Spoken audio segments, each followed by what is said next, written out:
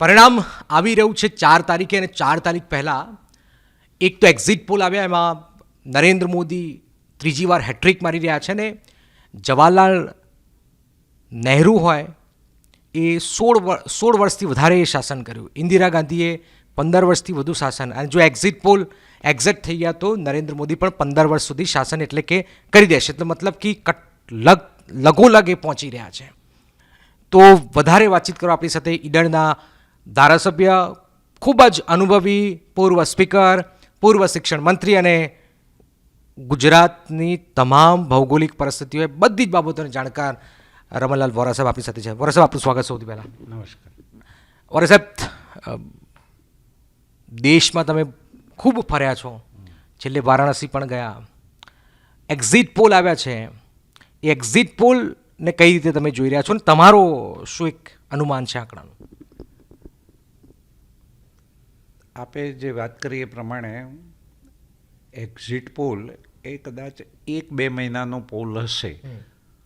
Private એજન્સીઓ આ એક આંકડાશાસ્ત્ર છે એક્ઝિટ પોલ એટલે, અને કેટલા લોકો એમાં કામે લાગ્યા, કોઈક 4 લાખ, કોઈ 5 લાખ એવી રીતે હશે.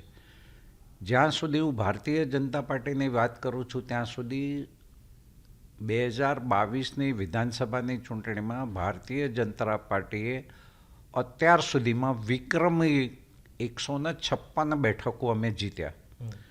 અમારી 15 બેઠકો એવી છે કે જે 5000થી નીચે અમે હાર્યા. એટલે આમ જોવા જઈએ તમે 172નો આંકડો અમે ઓલરેડી પાર કરી ચૂક્યા છે. એટલે માત્ર 10 વિધાનસભામાં અમારા કામ કરવાનું રહેતું હતું. 1 વર્ષ પહેલાંની હું વાત કરું છું ત્યારે અમારા ત્યાં જે સિસ્ટમ છે, સૌથી પહેલાં ગાંવ ચલો અભિયાન, એનો મતલબ એવું છે કે પ્રત્યેક ધારાસભ્યે પોતાના મત વિસ્તારમાં સંપૂર્ણપણે પ્રવાસ કરવાનો છે, લોકોને મળવાનું છે, લોકોના પ્રશ્નો સાંભળવાના છે, અને સાંભળ્યા પછી એને ઉકેલની દિશામાં કેવી રીતે આગળ વધવું એ અમારું કામ છે. એ પછી બધા જ લોકો ઘર ચલો અભિયાન, એટલે ભારતીય જનતા પાર્ટીનો પ્રત્યેક કાર્યકર્તા એ બધાના ઘેર જાય, ફિર એક બાર મોદી સરકારનું સ્ટીકર લગાવે, ઘરવાળા પાણી પીવરાવે, ચા પીવરાવે, તમને બેસાડે. તમે સમજીને ચાલો, કોઈ કોંગ્રેસવાળો હોય તો એ ત્યાં સ્ટીકર ન મારવા દે, પરંતુ એના ઉપરથી કયા ગામમાં કેટલી વસ્તી ને કોનો કેવો અભિપ્રાય રહેશે એ અમને અંદાજ આવે. અમારી પાસે પેજ પ્રમુખની વ્યવસ્થા છે, પેજ સમિતિની વ્યવસ્થા છે. એટલે ધારો કે એક પાનામાં તમે જોવા જાઓ તો 48 જેટલા મતદારો હોય, 48માં અમારા 5 સભ્યો હોય, 5 સભ્યોની સમિતિ, એટલે 48 મતદારો, એટલે આપણે એક ઘરમાં મિનિમમ 4 ગણીએ તો 12 ઘર થયા.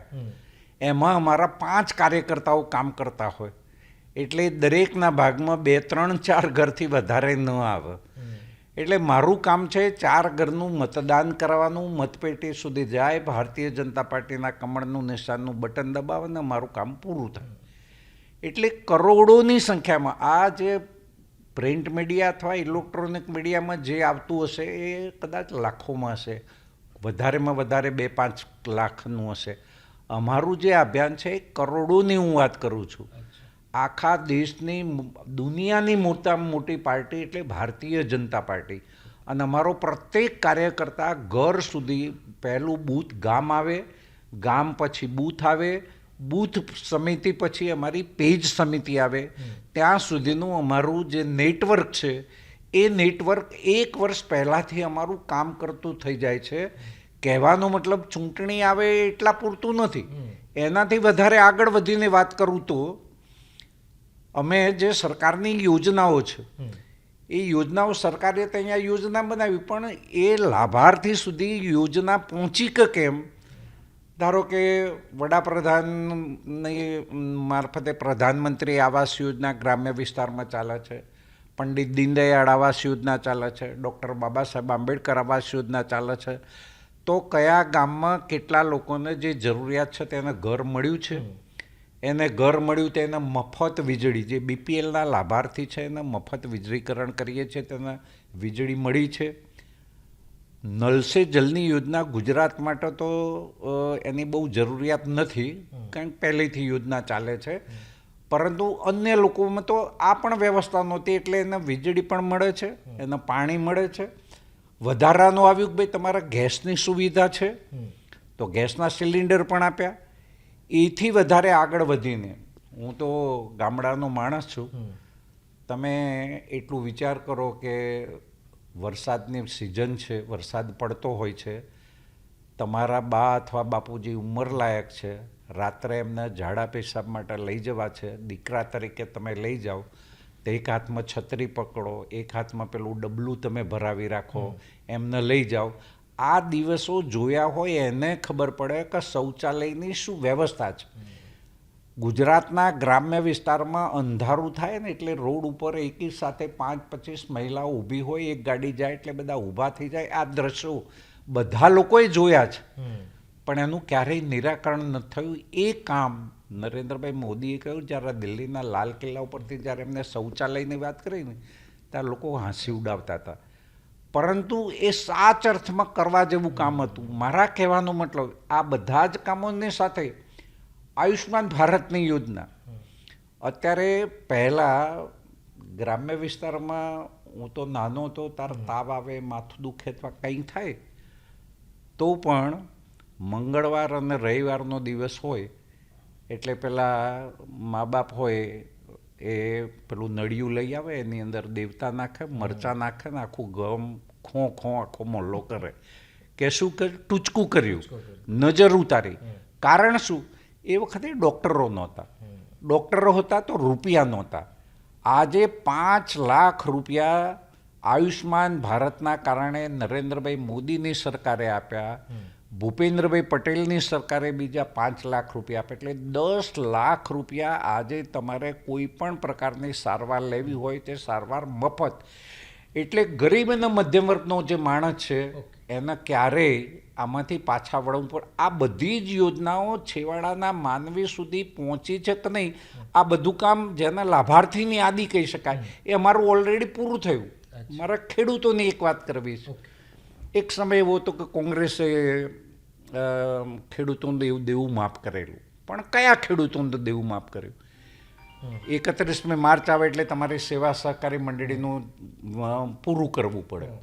એટલે ઘણા લોકો ઓછી પાછી ના લાવે, કોઈ શ્રોપ પાસેથી લઈ આવે, કોઈ પત્નીના દાગીના ગુરુએ મૂકે કે 31 માર્ચે આપણે મંડળી પૂરી કરો ને 1લી તારીખે તો મળવાના જ છે ને, એમ કરીને લાવતા હતા. એટલે જે લોકોએ પત્નીના દાગીના ગીરવે મૂકીને જેને મંડળી ભરી છે એનું દેવું માફ થયું. એનું દેવું માફ થયું, એની સાથે સાથે જે સાચો માણસ હતો એનું દેવું માફ નહીં થયું. એટલે સરવારે બધા જ જેને કે દેવું માફ કર્યું, પણ જેનું કરવા જેવું એને કરવાનું સીધો સાધો. 1995 હું સહકાર મંત્રી હતો, સેવા સહકારી મંડળીનો વ્યાજનો દર 18% હતો, દેશી ભાષામાં 1.5%, 18 કહીએ. આજે અમે 3 લાખ રૂપિયા વગર વ્યાજે ખેડૂતોને આપીએ છીએ. એનો મતલબ એવો થયો કે 18-54,000 રૂપિયા દર વર્ષે એક ખેડૂતને આપીએ છીએ. કિસાન સન્માન નિધિ 2,000 કરીને 6,000. આજે પ્રત્યેક કિસાનના ખાતામાં 60,000 રૂપિયા ભારતીય જનતા પાર્ટીની સરકાર આપી રહી છે. ચૂંટણીમાં વચનો આપવા એક વાત છે. આના પહેલાં 19માં એવું કહેવામાં આવ્યું હતું કે અમે 72,000 રૂપિયા આપીશું. આ વખતે કહ્યું કે અમે 1 લાખ રૂપિયા આપીશું. તમે મને જાહેરાત જો, હું ટીકા ટિપ્પણના કરવાના, એક જાહેરાત આવે છે, એક બેન આવે છે, પેલું મશીનરી સિલાઈ મશીન આપે છે, એ પણ પેલી બેન ક્યાંથી લાયા, પૈસે લાયા, શું કર્યું? પછી પૂછો હો પેલી કોંગ્રેસે 1 લાખ રૂપિયા, હા તમે 6,000નું મશીન આપો ને એમ કહો કે 1 લાખ રૂપિયાની અમે એને મદદ કરી છે. આ વાત હવે પહેલાં ચાલતી હતી, હવે ચાલતી નથી. લોકો એક સમજણા થયા છે. એક સવાલ એ કે ગુજરાત પર આપણે આવીએ હવે. જી, ગુજરાતમાં તમારો જે વિસ્તાર છે સાબરકાંઠાને બહુ હોબાળો થયો, બહુ બબાલ થઈ. એન્ડ ઓફ ધ ડે ઘણા બધા વિશ્લેષકો એમ કહે છે કે સાબરકાંઠામાં ટફ ફાઇટ છે અને તુષાર ચૌધરી જીતી જાય તો પણ નવાય નહીં, આ પ્રકારની ચર્ચા. તમે શું માનો છો?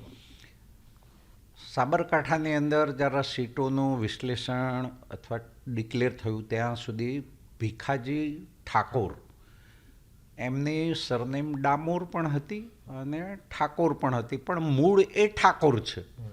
અને એ વખતે વિવાદ થયો કે ભાઈ આ ઠાકોર છે કે ડામોર, અને એ વિવાદના કારણે એમની ટિકિટ બદલાઈને શોભનાબેન બારૈયાને ટિકિટ મળી. શોભનાબેન બારૈયા એ ભારતીય જનતા પાર્ટીના સ્વચ્છ પ્રતિભાવાળા ઉમેદવાર છે. એ પોતે શિક્ષક તરીકે કામ કરતા હતા, રાષ્ટ્રપતિ એવોર્ડ વિજેતા છે. એમની શિક્ષક તરીકેની નોકરીમાંથી રાજીનામું આપીને એ પોતે ઉમેદવારી કરી છે. એટલે પોતે સાબરકાંઠા જિલ્લાના વતની છે. સાબરકાંઠા જે તમે પત્રકાર છો પણ તમે કોઈકને તો મતદાન કરવાના છો.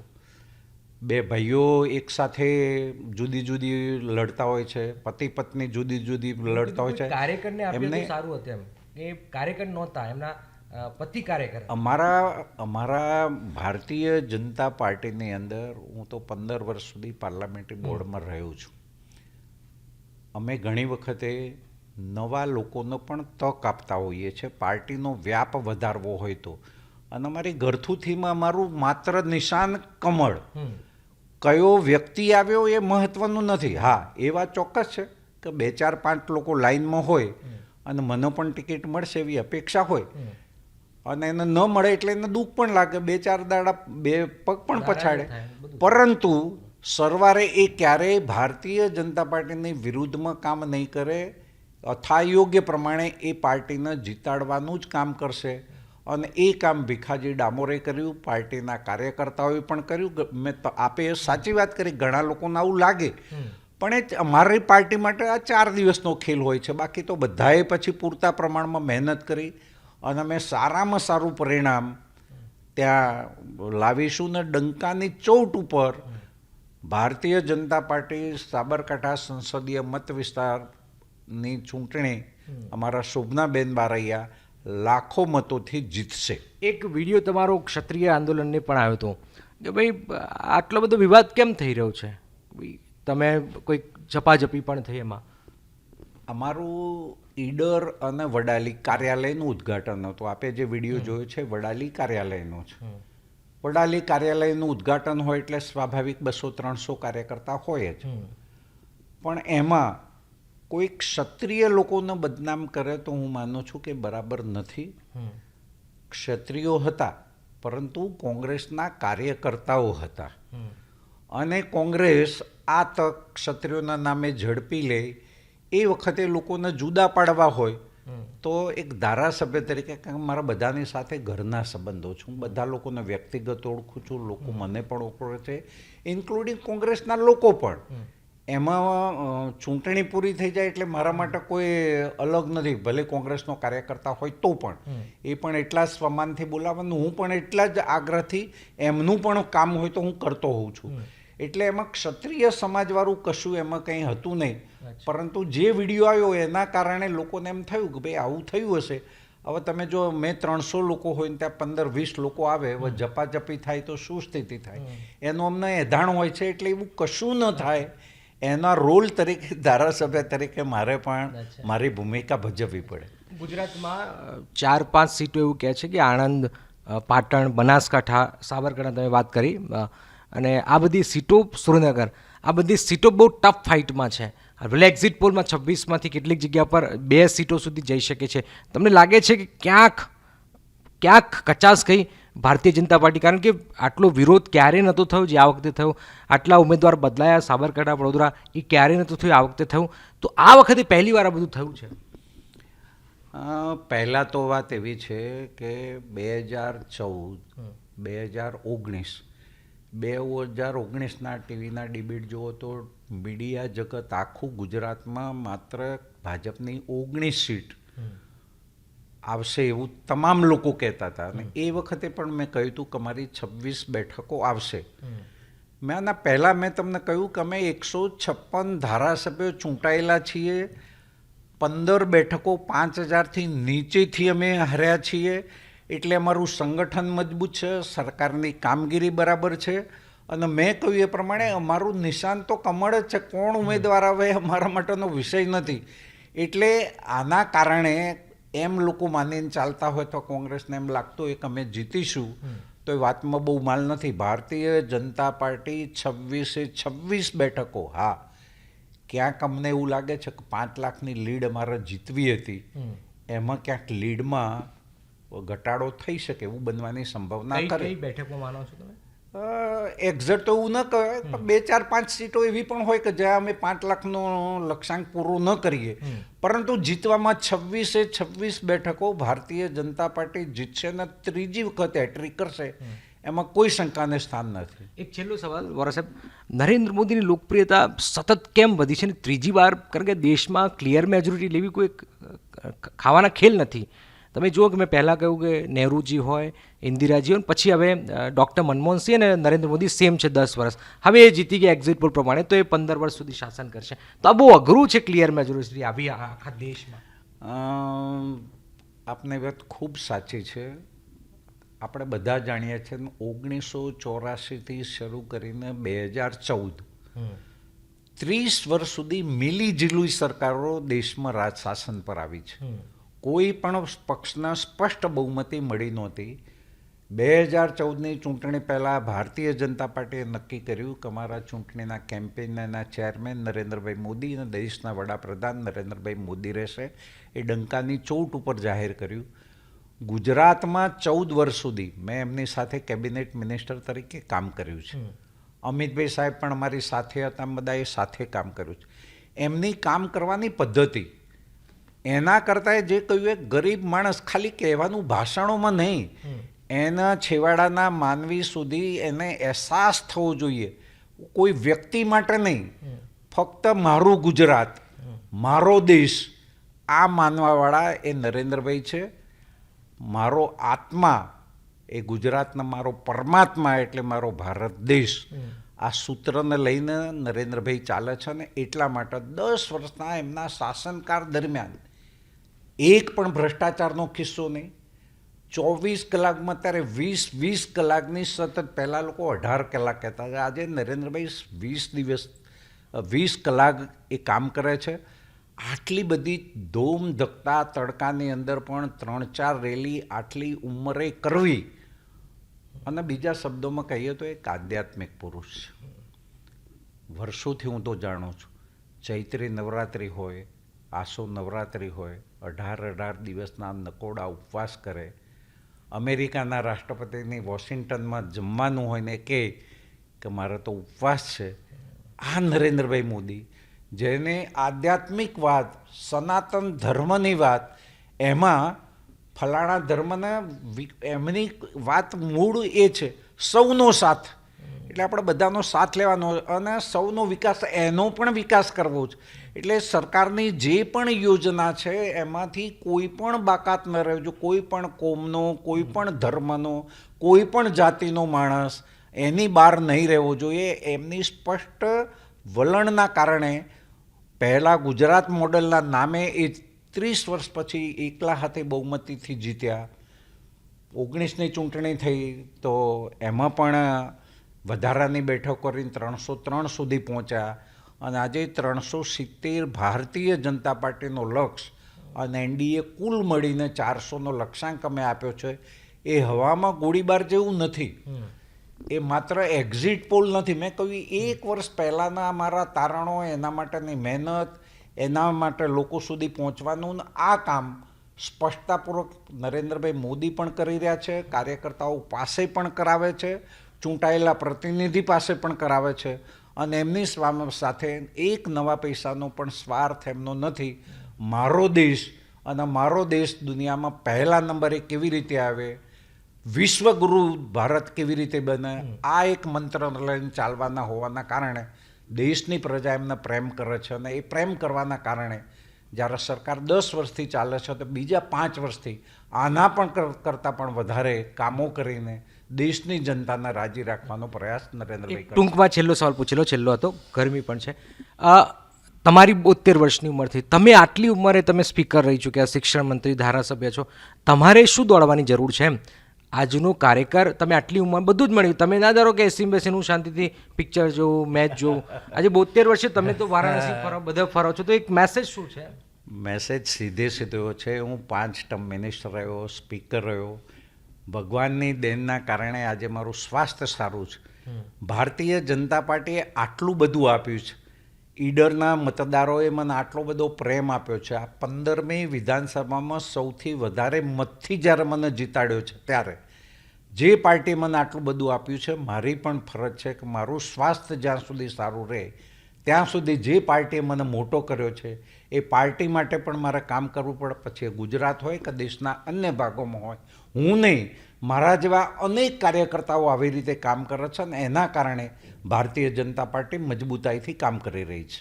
ચલો, ખૂબ ખૂબ આભાર વોરા સાહેબ. તો વોરા સાહેબે જે વાત કરી છે પ્રધાનમંત્રીને લઈને, અને જે વાત કરી છે કે અમે તો હજુ તો વર્ષોથી મહેનત કરીએ છીએ, આજની મહેનતની વાત કરી, પ્રચંડ જીતની એમને શક્યતાઓ વાત કરી છે, અને ગુજરાતમાં પણ એમને કહ્યું છે કે 26માંથી 26 સીટ આવશે. નમસ્કાર.